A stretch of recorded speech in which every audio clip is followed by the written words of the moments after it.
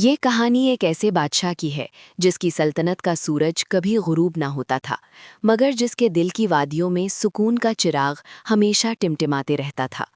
یہ کہانی اس فقر اور اس علم کی ہے جو تخت و تاج سے کہیں بلند اور سونے چاندی سے کہیں زیادہ قیمتی ہے۔ یہ کہانی انسانی انا، تلاش حق اور عفو درگزر کی لافانی طاقت کی ہے، جو دلوں کو فتح کرتی ہے، زمینوں کو نہیں۔ شہنشاہ عالم اور دل کا ویران محل۔ بہت قدیم زمانے کی بات ہے جب فارس اور ہندوستان کے وسترت اور وشال علاقے پر ایک ایسا شہنشاہ حکومت کرتا تھا جس کا نام سکندر شاہ تھا۔ اس کی ہیبت کا چرچا 7 سمندر پار تک پھیلا ہوا تھا۔ اس کے پاس ایسے لشکر تھے جن کی تعداد ستاروں سے بھی زیادہ لگتی تھی، اور ایسے جرنیل تھے جن کی شجاعت کی مثالیں تاریخ میں درج تھیں۔ اس کے خزانوں میں یاقوت و مرجان کے ڈھیر تھے، اور اس کے محلوں کی سجاوٹ میں دنیا بھر کی نایاب چیزیں جگمگاتی تھیں۔ ریشم و زربفت کے پردے، ہاتھی دانت کے ممبر اور سونے چاندی کے برتن، ہر چیز اس کی عظیم سلطنت کی گواہی دیتی تھی۔ مگر اس تمام شان و شوکت، اس تمام جبروت اور اس تمام طاقت کے باوجود شہنشاہ سکندر شاہ کے دل میں ایک عجیب سی بے چینی، ایک گہری اداسی اور ایک مسلسل کھوکھلاپن موجود تھا۔ اس کے چہرے پر اگرچہ جلال اور رعب چھایا رہتا، مگر اس کی آنکھوں میں گہری تشویش اور ایک اگیات پیاس کا عکس ہمیشہ نمایاں رہتا تھا۔ وہ راتوں کو اپنے شاہی بستر پر کروٹیں بدلتا رہتا، نیند اس کی آنکھوں سے کوسوں دور بھاگتی۔ اسے یہ احساس شدت سے ستاتا تھا کہ اس نے دنیا کی ہر چیز فتح کر لی ہے، ہر خواہش کو پورا کر لیا ہے، مگر اس کے اندر ایک ایسا قلعہ ہے جسے وہ فتح نہیں کر سکا، ایک ایسی ریاست ہے جسے وہ آباد نہیں کر سکا، اور وہ اس کا اپنا دل تھا۔ اس کے مشیر، اس کے درباری، اس کے وزیر اور اس کے سپہ سالار اسے خوش کرنے کی ہر ممکن کوشش کرتے۔ محفلیں سجتیں، شاعر قصیدے پڑھتے، رقاصائیں ناچتیں اور ماہرین موسیقی اپنے فن کا مظاہرہ کرتے، مگر ان میں سے کوئی بھی اس کے اندر کے ویرانے کو آباد نہ کر سکا۔ شہنشاہ اپنے آپ سے یہ سوال کرتا، آخر یہ کیسی تشنگی ہے جو کبھی بجھتی نہیں؟ کیا دنیا کی ہر نعمت پا لینے کے بعد بھی انسان کو یوں ادھورا محسوس کرنا پڑتا ہے؟ کیا یہ وسترت اور وشال سلطنت، یہ تخت و تاج، یہ ریشم و دیبا میرے اندر کے اس سکندر کو قید کر کے رکھے ہوئے ہے جو کسی اور ہی دنیا کی تلاش میں ہے؟ فقیر بے خود اور دل کی روشنی۔ ایک دن جب شہنشاہ سکندر شاہ اپنے مشیرداروں کے ساتھ دربار میں بیٹھا کسی نئے علاقے کو فتح کرنے کی یوجنا بنا رہا تھا، اس نے ایک عجیب خبر سنی۔ ایک شخص نے بتایا کہ شہر سے بہت دور ایک ویران پہاڑی کے دامن میں، جہاں دنیا کی کوئی آسائش نہیں پہنچتی، ایک فقیر بے خود رہتا ہے جسے لوگ بابا روشن دین کہتے ہیں۔ یہ بابا نہ کسی بادشاہ کی پرواہ کرتا ہے، نہ کسی امیر کے در پر جاتا ہے، اور نہ ہی اسے دنیا کی کسی چیز کی کوئی طلب ہے۔ وہ صرف اللہ کے ذکر میں مست رہتا ہے، اور اس کے چہرے پر ایسا اطمینان اور سکون چھایا رہتا ہے جو کسی تاجدار کو بھی میسر نہیں۔ کہتے ہیں کہ اس کی آنکھوں میں ایک ایسی روشنی ہے جو دلوں کے اندھیرے دور کر دیتی ہے، اور اس کے ہونٹوں سے نکلے الفاظ پتھروں کو موم کر دیتے ہیں۔ شہنشاہ سکندر شاہ نے یہ خبر سنی تو اس کے دل میں ایک عجیب سی تڑپ پیدا ہوئی۔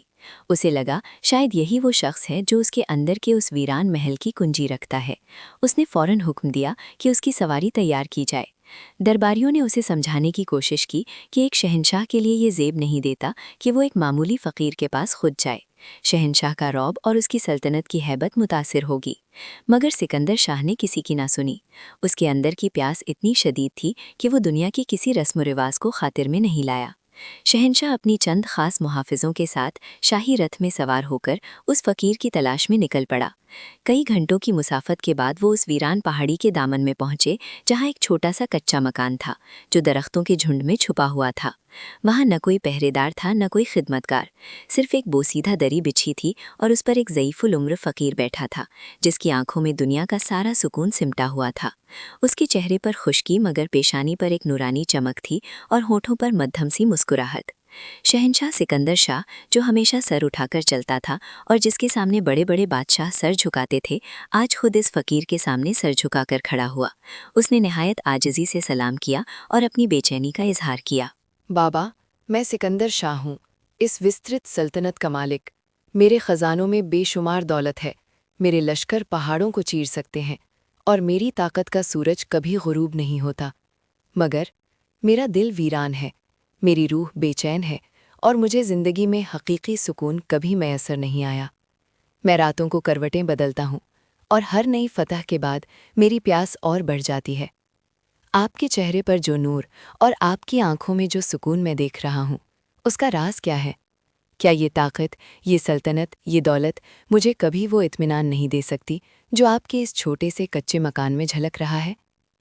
بابا روشن دین نے مسکرا کر شہنشاہ کی طرف دیکھا، ایک گہری نگاہ جو اس کے دل کے تاریکیوں کو چھیدتی چلی گئی۔ بیٹا، تمہارا مسئلہ نیا نہیں۔ جب انسان اپنے میں کی قید میں رہتا ہے تو وہ سونے کے قفس میں بند طوطے کی طرح ہوتا ہے، جو باہر کی دنیا کو دیکھ تو سکتا ہے مگر اس میں پرواز نہیں کر سکتا۔ تم باہر کی دنیا کو فتح کر رہے ہو مگر اپنے اندر کی دنیا کو روند رہے ہو۔ شہنشاہ حیران ہوا، بابا تو کیا اس کا کوئی حل نہیں؟ کیا میں اس بے چینی سے کبھی چھٹکارا نہیں پا سکوں گا؟ بابا نے نرمی سے کہا، حل ہے، اور حل بہت سادہ ہے، مگر اس کے لیے تمہیں وہ سب کچھ چھوڑنا پڑے گا جو تم اپنے ساتھ لے کر آئے ہو، اور وہ سب کچھ سیکھنا پڑے گا جو تمہارے انا کے لیے ناقابل برداشت ہے۔ کیا تم یہ سب کرنے کو تیار ہو شہنشاہ؟ شہنشاہ سکندر شاہ نے گہری سانس لی۔ اس کے دل میں ایک نئی امید کی کرن پھوٹی تھی۔ بابا، میں ہر قربانی دینے کو تیار ہوں، بس مجھے سکون کی یہ منزل دکھا دیجیے۔ بابا روشن دین نے مسکرا کر کہا، ٹھیک ہے، تو سنو، میں تمہیں 3 سبق دوں گا۔ اگر تم ان پر عمل کر لو تو تم دیکھو گے کہ جس سکون کی تلاش میں تم دنیا کو روند رہے ہو وہ تمہارے اندر ہی موجود تھا۔ پہلا سبق، انا کی قید اور عاجزی کی پرواز۔ پہلا سبق یہ ہے کہ تم آج رات اپنے اس شاہی لباس کو اتار دو، اپنے تاج کو ایک طرف رکھ دو اور اس علاقے کے ایک معمولی گاؤں میں جا کر کسی ایک گھر میں مہمان بن کر رہو۔ انہیں یہ معلوم نہیں ہونا چاہیے کہ تم شہنشاہ ہو۔ تم ان سے عام انسانوں کی طرح بات کرو، ان کے ساتھ بیٹھ کر کھانا کھاؤ اور ان کے مسائل کو سمجھنے کی کوشش کرو۔ ان کے دکھ سکھ میں شریک ہو کر دیکھو اور یہ محسوس کرو کہ تم بھی انہی کی طرح ایک انسان ہو۔ شہنشاہ سکندر شاہ کے لیے یہ ایک مشکل امتحان تھا۔ اسے ہمیشہ پہچانا گیا تھا، اس کی تعظیم کی گئی تھی، مگر اب اسے ایک عام آدمی کی طرح رہنا تھا۔ اس نے اپنے محافظوں کو واپس جانے کا حکم دیا، صرف ایک قابل اعتماد سپاہی کو اپنے ساتھ رکھا اور بابا کے حکم کے مطابق ایک معمولی کسان کے گھر جا کر ٹھہر گیا۔ وہ رات شہنشاہ کے لیے عجیب تھی۔ اس نے کسان کی محنت، اس کی سادہ زندگی، اس کی قناعت اور اس کی رب پر بھروسے کو دیکھا۔ اس نے دیکھا کہ ایک چھوٹی سی جھوپڑی میں چند روٹیوں اور ساگ کے ساتھ اس کسان اور اس کے خاندان کے چہروں پر وہ اطمینان تھا جو سکندر شاہ کو اپنے شاہی محلوں میں بھی کبھی نصیب نہ ہوا۔ رات کو کسان اپنی اولاد کے ساتھ بیٹھا خدا کا شکر ادا کر رہا تھا اور شہنشاہ سوچتا رہا کہ وہ خود، جس کے پاس دنیا کی ہر نعمت تھی، کبھی شکر کے وہ الفاظ دل سے ادا نہیں کر سکا۔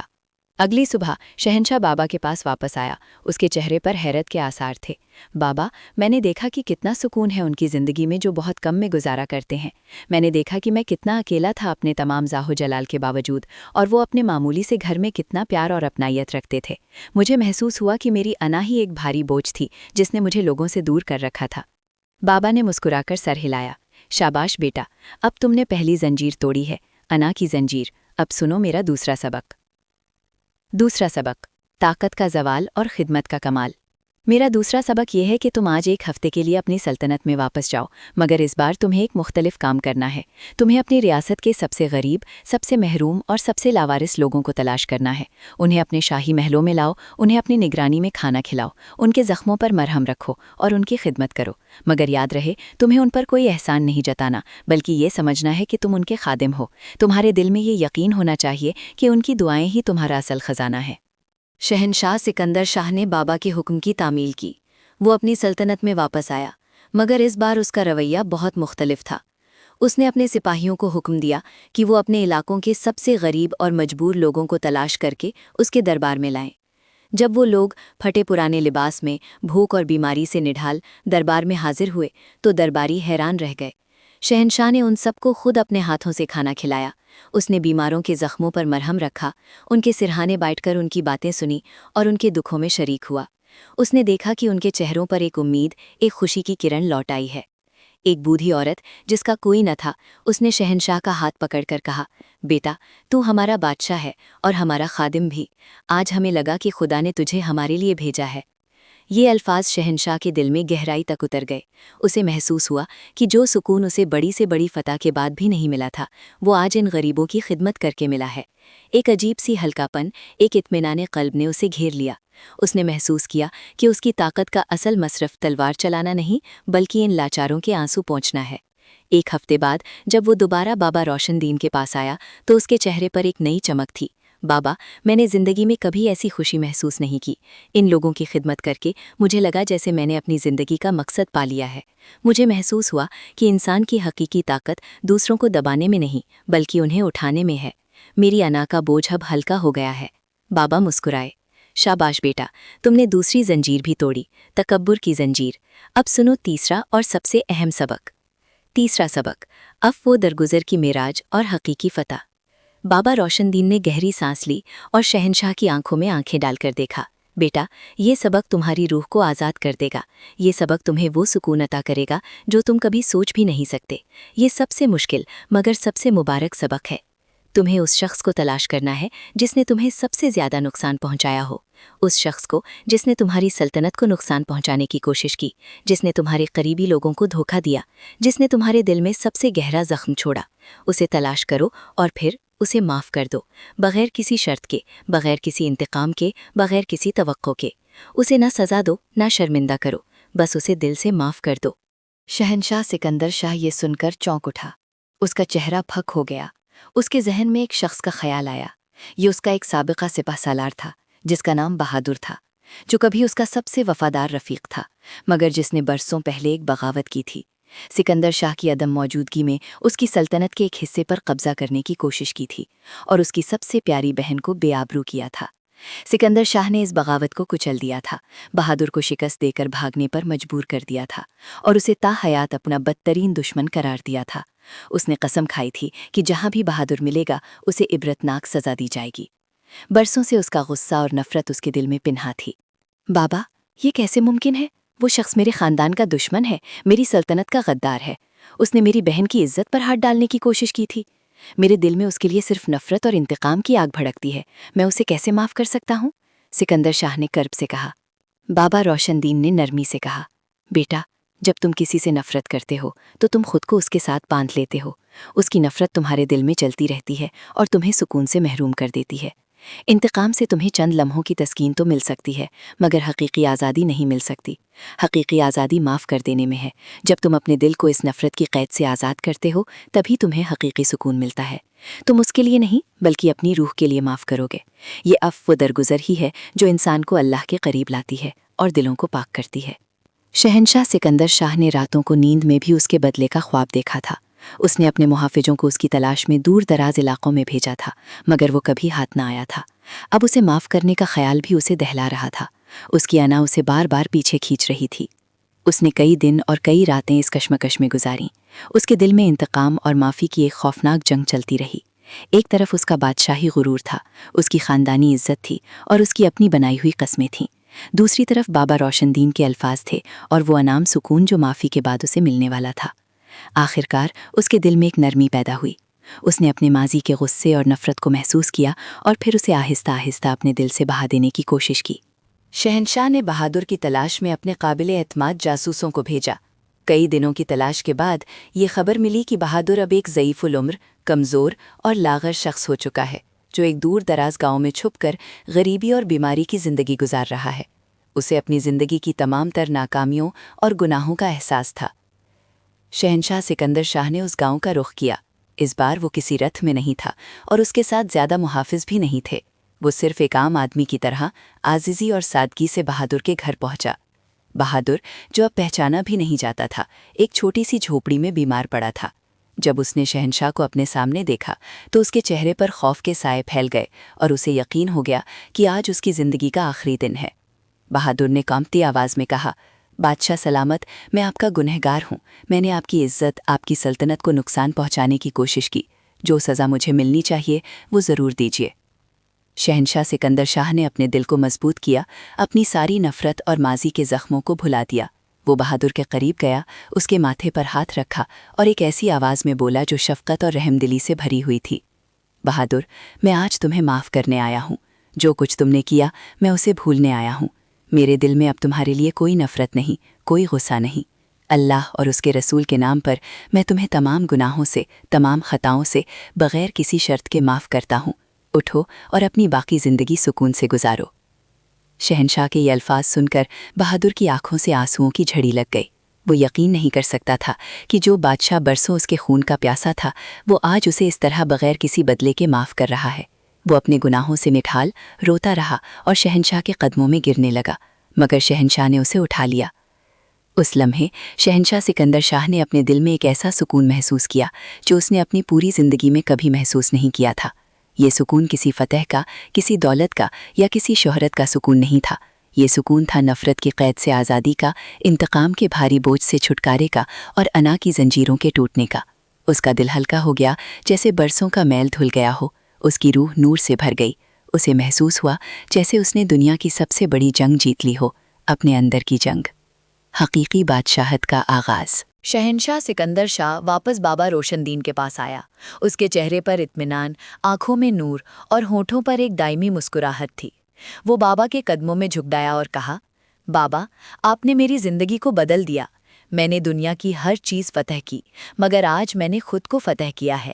آج مجھے پتا چلا کہ بادشاہت کا اصل معنی کیا ہے۔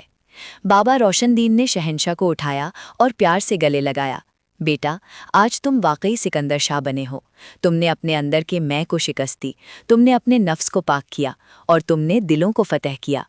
حقیقی بادشاہ وہ نہیں جو زمینوں پر حکومت کرتا ہے، بلکہ وہ جو دلوں پر راج کرتا ہے۔ حقیقی دولت وہ نہیں جو خزانوں میں جمع ہو، بلکہ وہ جو محبت، عاجزی اور عفو درگزر سے کمائی جائے۔ حقیقی طاقت وہ نہیں جو دوسروں کو جھکائے، بلکہ وہ جو دوسروں کو اٹھائے۔ اس دن کے بعد شہنشاہ سکندر شاہ کی سلطنت میں ایک نیا دور شروع ہوا۔ وہ اب بھی بادشاہ تھا، مگر ایک مختلف بادشاہ۔ اس نے اپنی پرجا پر ظلم بند کر دیے، ہر فیصلہ انصاف اور رحم دلی کے ساتھ کرتا۔